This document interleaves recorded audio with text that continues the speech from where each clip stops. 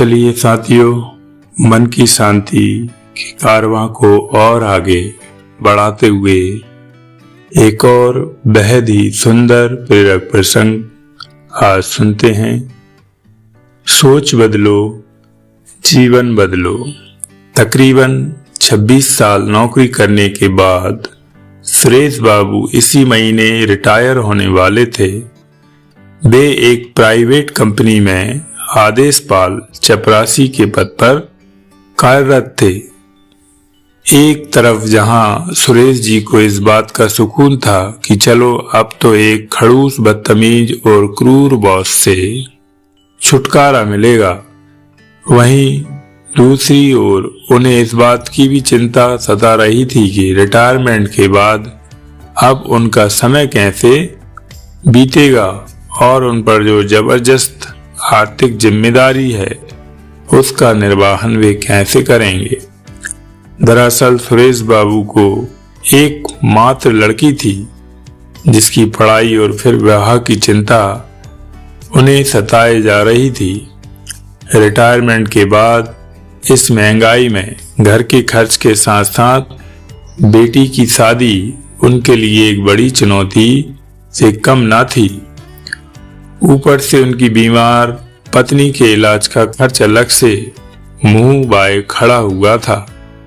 हालांकि लगभग 60 कर्मचारियों वाले उस दफ्तर में अपने सुप्रीम बॉस सहित कुछ लोगों के बुरे बर्ताव के कारण वे मन ही मन बड़े दुखी रहते थे।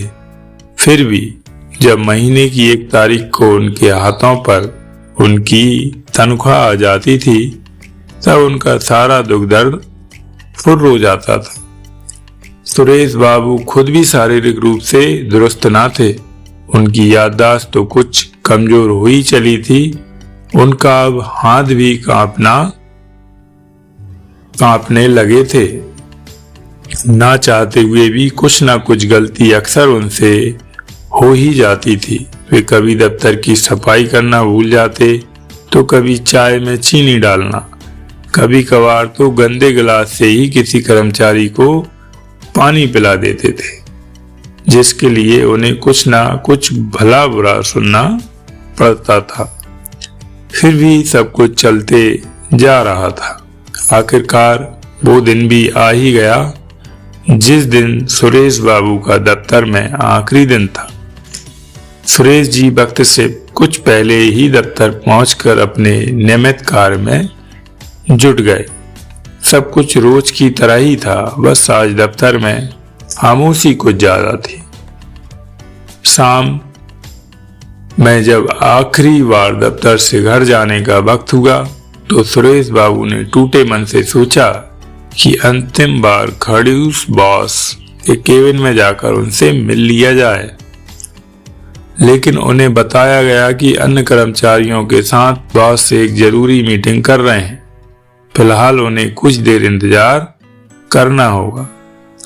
2 घंटे इंतजार के बाद भी जब मीटिंग खत्म नहीं हुई तो सुरेश बाबू मन ही मन चिढ़ गए और बॉस को कोसने लगे। साला क्या अहंकारी आदमी है, सिर्फ 1 मिनट के लिए मुझे बुलाकर मिल लेता, अकड़ू साला।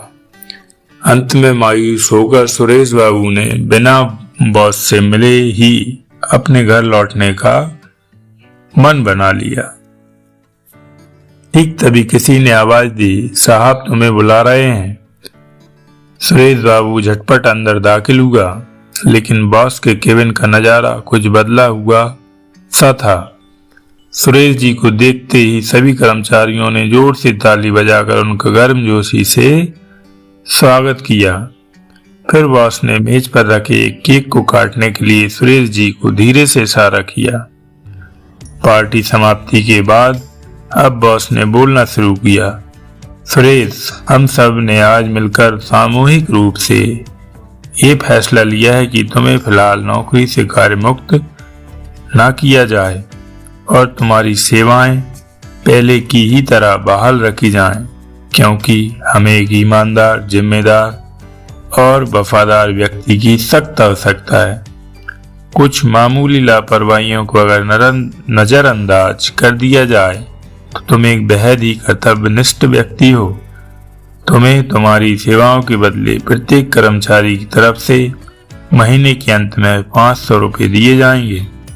हालांकि ये हमारे ऑफिस के नियम के खिलाफ है, फिर भी तुम्हारी आर्थिक जरूरतों को देखते हुए तुम्हारे लिए ऐसा करना पड़ रहा है। लेकिन ध्यान रहे, तुम्हारी गलतियों के लिए तुम्हें मिलने वाली डांट में कोई रियायत नहीं मिलेगी। बॉस ने अपनी बातों को बीच में रोकते हुए रुपयों का एक बंडल सुरेश बाबू के हाथों में थमाया और फिर बोलना शुरू किया। आज ही ये 5 लाख रुपए हम सब ने मिलकर तुम्हारे लिए जमा किए हैं ताकि तुम अपनी बेटी की शादी धूमधाम से कर सको। बॉस ने जैसे ही अपनी वाणी को विराम दिया, तालियां फिर से गड़गड़ा उठी। सुरेश बाबू रोते हुए बॉस के चरणों में झुक गए, लेकिन बॉस ने उन्हें पकड़कर अपने गले से लगा लिया।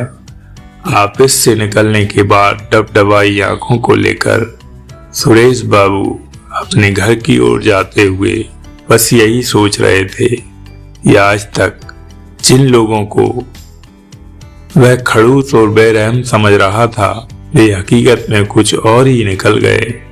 अक्सर हमारे नकारात्मक विचारों के कारण ही किसी भी व्यक्ति के प्रति हमारे मन में जो धारणा बन जाती है वह हमेशा सही नहीं होती। कभी कभी लोग इतने भी बुरे नहीं होते जितने हम उन्हें मान लेते हैं।